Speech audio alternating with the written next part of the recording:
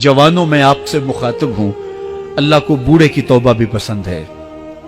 अल्लाह को हर एक शख्स की तौबा पसंद है, लेकिन ये बात जहन में रखो कि मेरे अल्लाह को जवान की तौबा बहुत ज्यादा पसंद है। मेरे और आपके आका मौला ने फरमाया आना हबीबुल्लाह, मैं अल्लाह का हबीब हूं। कितना बड़ा एजाज है जो मेरे हुजूर का है। लेकिन एक दूसरे मुकाम पे इरशाद फरमाया अशाबुत ताइबु हबीबुल्लाह, सुन लो जो जवान जवानी में तौबा करे वो भी अल्लाह का हबीब है। वो जवान जिसने अपनी जवानी अल्लाह की याद में गुजारी, अल्लाह के जिक्र में गुजारी। जवानों, इबादत की लज्जत भी जवानी में है। अगरचे जवानी मस्तानी होती है, जरा इस मस्तानी जवानी को तहज्जुद के मुसल्ले पे लाके देखो, क्या मस्ती चढ़ती है सजदों के अंदर, क्या लुत्फ है कयाम के अंदर, क्या सुकून है रुकू के अंदर। इस जवानी को मालिक की चौखट पे लाओ, फिर देखना कि ये जवानी कितनी लज्जत आफरी होती है। और इस जवानी के बदले में अल्लाह ताला तुम्हें क्या क्या अता फरमाता है। वराजुलुन कल्बहु मुअल्लकुम बिल मसाजिद, वो आदमी जिसका दिल मस्जिद के साथ वाबस्ता होता है।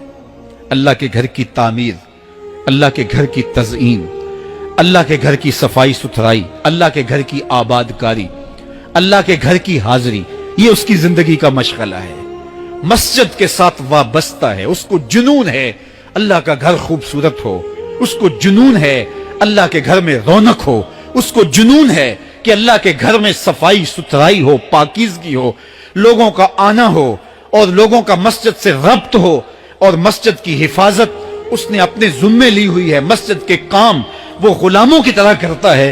सुनो सुनो, मेरे हुजूर ने फरमाया कयामत के दिन अल्लाह उसे अपने अर्श का ठंडा साया अता फरमाएगा। वो आदमी जिसमें तन्हाई में अल्लाह का जिक्र किया, अल्लाह को याद करने बैठ गया, कोई देखने वाला नहीं था, वो तन्हा था, हुजरे में था, अपने बंद कमरे में था, अपने रब को याद किया। अल्लाह की याद करते करते उसकी आंखों से आंसू टपकने लगे, उसकी आंखें आंसुओं का खिराज देने लगी। तो मेरे और आपके आका मौला ने फरमाया कि ये आंसू इतने कीमती हैं, इन आंसुओं के बदले में कयामत के दिन उसे अर्श इलाही का साया नसीब होगा। अर्श इलाही का साया उसे नसीब होगा इन आंसुओं के बदले में। रूमी अलैहि रहमा फरमाते हैं जहां पानी गिरता है वहां सब्जा उगता है, जहां आंसू गिरते हैं वहां रहमत उतरती है।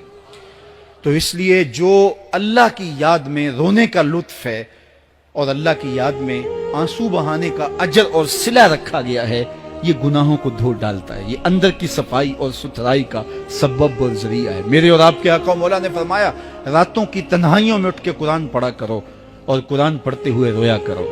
फिर फरमाया फइल्लम तबकू फतबाकू, अगर रोना ना आए तो रोने की कोशिश किया करो। हजरत दाता गंज बख्श अली हजवेरी से एक मुरीद ने कहा हजरत अगर रोने की कोशिश करें फिर भी रोना ना आए, फरमाया फिर अपने मुकद्दर पे रोया करो।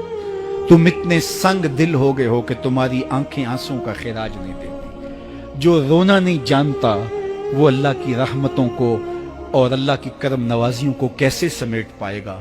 बच्चा रोता है तो मां दूध देती है। जब बंदा अल्लाह की हुजूर इल्हाओ जारी करता है, इज्ज करता है, इनकिसारी करता है, तो अल्लाह की रहमतों को जोश आता है और अल्लाह ताला की रहमतें उस पर बरसती हैं।